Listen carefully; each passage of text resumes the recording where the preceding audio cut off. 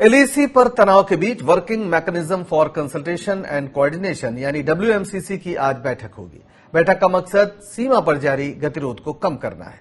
हालांकि सैन्य और कूटनीतिक स्तर पर चीन के रवैये को देखते हुए विवाद सुलझने के आसार कम है।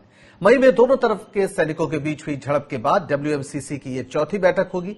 इंडियन एक्सप्रेस की खबर के मुताबिक अधिकारियों का कहना है कि working mechanism for consultation and coordination की बैठक आज होगी, लेकिन फिलहाल कोर कमांडर स्तर की बैठक होने की कोई योजना नहीं है। अधिकारी ने कहा कि अगर डब्ल्यूएमसीसी की बैठक के दौरान आगे बढ़ने के संकेत मिलते हैं तो उसके बाद अगली वार्ता पर फैसला किया जाएगा। अधिकारी का यह भी कहना है कि भारत का अंतिम मकसद अप्रैल से पहले की यथास्थिति को बहाल करना है।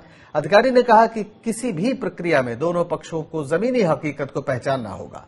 अधिकारी के मुताबिक हालांकि यह समझा जाता है कि डी एस्केलेशन की प्रक्रिया स्टेप वाइज होगी, लेकिन दोनों सेनाओं का समान रूप से पीछे हटने की चीन की मांग मंजूर नहीं है।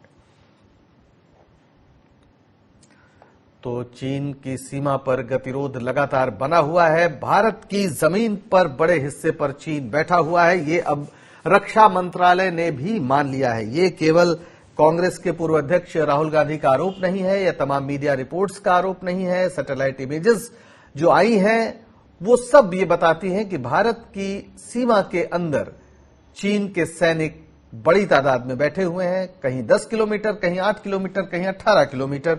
जिस फिंगर 4 से फिंगर 8 के बीच पहले भारतीय सैनिक आसानी से जाते थे पोंगसो झील के पास, वहां अब वो फिंगर 3 तक ही सीमित कर दिए गए हैं। यानी उस पूरे इलाके में चीन ने अपने सैनिकों को तैनात कर दिया है और लगातार बातचीत के बाद कोई रास्ता निकलता नहीं दिख रहा है। हालांकि कोर कमांडर स्तर की बैठक भी कई बार हो चुकी है, 5 दौर की वार्ता हो चुकी है, लेकिन अब तक कोई रास्ता नहीं निकला है। और ऐसे में अब वर्किंग मैकेनिज्म के कोऑर्डिनेशन के लिए जो बैठक है उस पर सबकी निगाह बनी हुई है। हमारे साथ जुड़ गए हैं इस डब्ल्यूएमसीसी की बैठक के बारे में ज्यादा चर्चा के लिए अश्विनी सिवाच, जो रक्षा विशेषज्ञ हैं। अश्विनी जी, बहुत स्वागत है आपका। लगातार 5 दौर की वार्ता हो चुकी है चीन के साथ कमांडर स्तर की, लेकिन कोई अभी तक ऐसा संकेत नहीं मिला कि चीन अप्रैल के पहले की जो यथास्थिति थी उसको बरकरार रखने में रुचि दिखा रहा है। उसके बाद अब ये डब्ल्यूएमसीसी की बैठक हो रही है, क्या आपको इससे उम्मीदें हैं? देखो, इसमें कोई दो राय नहीं कि जो चीन है वो काफी हद तक फिंगर 4 से 8 और देप्सांग के एरिया में और कहीं न कहीं गोगरा में है, तो वो जाने के लिए अभी एक प्रकार से मुश्किल हो रही है कि चीन, मुझे नहीं लगता कि इतनी जल्दी वहां से जाएगा। और इस जो विंटर्स हैं, लगती है जो हमारी फौज को वहीं काटनी पड़ेगी जहां पर वो डिप्लॉयड हैं, क्योंकि चीन की जो मंशा है मेरे हिसाब से कि अगर वो फिंगर एरिया से मान भी जाएगा, देप्सांग का जो इलाका है वो उसके लिए बहुत अहमियत वाला है, क्योंकि वो उसको डेप्थ देता है जो नेशनल हाईवे G219 जाता है आपका सिंगक्यांग से लासा के लिए, और इसी प्रकार अक्साई चिन को वो एक डेप्थ देता है। तो मुझे लगता नहीं कि ये जो डब्ल्यूएमसीसी की मीटिंग है, जो वर्किंग मैकेनिज्म कंसल्टेशन कोऑर्डिनेशन, इसमें कुछ हल होने वाला है।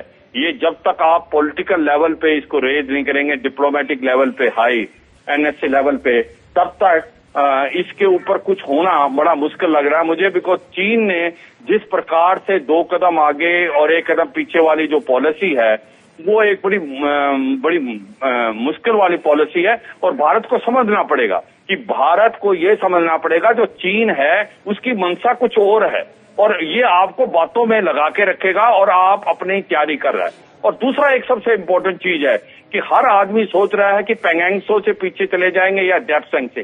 वो क्या होगा जो उसकी 2 मैकेनाइज्ड डिवीजन और मोटराइज्ड डिवीजन जो 30 किलोमीटर पीछे बैठी है। खतरा तो वो है, जब तक वो आपके स्ट्रेटेजिक रिजर्व सिंगजांग प्रोविंस में जहां से आए हैं वहां नहीं जाएंगे, खतरा आपके पास बरकरार रहेगा। मैं समझता हूं ये जो डब्ल्यूएमसीसी की मीटिंग होगी, इसमें कुछ खास कोई सोल्यूशन आना बड़ा मुश्किल है, क्योंकि जो कोर कमांडर की लास्ट मीटिंग हुई थी अभी, इसमें एक प्रकार स्टेलमेट आ गया है।